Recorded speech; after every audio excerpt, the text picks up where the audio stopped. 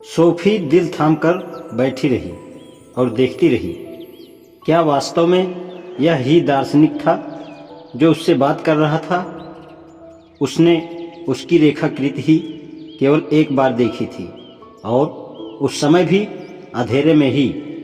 क्या यह वही आदमी था जो अब यानी इस समय एथेंस में एक्रोपोलिस पर खड़ा था? वह मंदिर की लंबाई के रुख चलने लगा और कैमरा उसके पीछे पीछे चल रहा था। वह चलता चलता टेरेस के किनारे तक पहुंचा और उसने चारों ओर फैले भूदृश्य की ओर इशारा किया। कैमरे ने अपना फोकस एक पुराने थिएटर पर किया जो एक्रोपोलिस के पठार के ठीक नीचे था।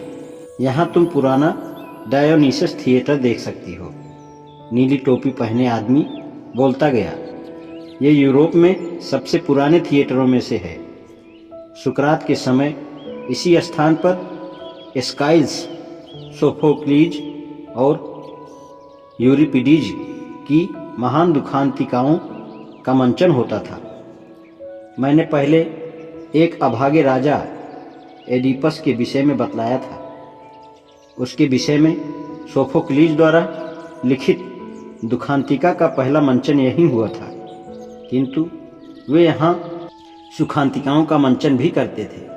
सुखांतिकाओं का सर्वाधिक ख्यात लेखक एरिस्टोफेन्स था, जिसने एक घृणापूर्ण सुखांतिया सुकरात पर भी बनाई थी, जिसमें उसने सुकरात को एथेंस का मूर्ख जोकर दिखाया था। इसके ठीक पीछे तुम एक पत्थर की दीवार देख सकती हो, जिसका प्रयोग अभिनेता पृष्ठभूमि की तरह करते थे। इसे स्क्रीन कहते हैं और यही हमारे सीन शब्द का मूल है।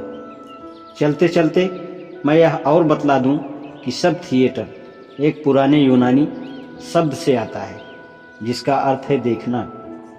किंतु हमें वापस दार्शनिकों की ओर मुड़ना चाहिए। सोफी, हम पार्थेनान के चारों तरफ घूमते हुए नीचे गेटवे से होकर गुजर रहे।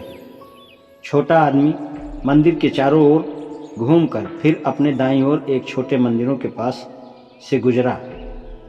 फिर उसने ऊंचे ऊंचे विशाल स्तंभों के बीच कुछ पैड़ियों से नीचे उतरना शुरू किया। जब वह एक्रोपोलिस के बिल्कुल नीचे पहुंच गया तो वह एक छोटी पहाड़ी पर चढ़ा और उसने एथेंस की ओर इशारा किया। जिस पहाड़ी पर हम खड़े हैं वह एरिया पेगोस कहलाती है। यही वह स्थान था जहाँ से एथेंस का उच्च न्यायालय हत्या के मुकदमों में अपने फैसले सुनाता था। कई सौ वर्षों बाद सेंट पॉल देवदूत यहाँ खड़ा हुआ था और एथेंस वासियों को यीशु तथा ईसाई धर्म का उपदेश किया था। उसने क्या कहा था, इस पर हम बाद में आएंगे। बाईं ओर नीचे तुम एथेंस के पुराने नगर चौराहे अगोरा के शेषांश देख सकती हो। हेफेस्टास लुहारों और धातुकारों के देवता के बड़े मंदिर के अपवाद के साथ ही स्फटिक के कुछ ब्लॉक्स भी अभी तक सजोकर रखे गए हैं। आइए और नीचे चलते हैं। अगले ही क्षण वह प्राचीन भग्नावशेषों के बीच प्रकट हुआ। बहुत ऊपर आकाश के नीचे सोफी के स्क्रीन के बिल्कुल ऊपर एक्रोपोलिस पर बना विशाल एथेंस मंदिर टावर सरीखा ऊपर की ओर जाता प्रतीत होता था। दर्शन शास्त्र का रहस्यमय अध्यापक स्फटिक के एक ब्लॉक पर बैठ गया।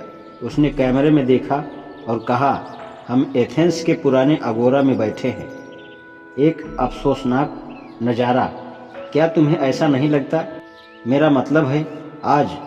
किंतु एक समय था जब इसके चारों ओर होते थे भव्य मंदिर, न्यायालय, अदालतें और दूसरे सार्वजनिक दफ्तर, दुकानें, संगीत गृह और एक बड़ा जिम्नेजियम भवन।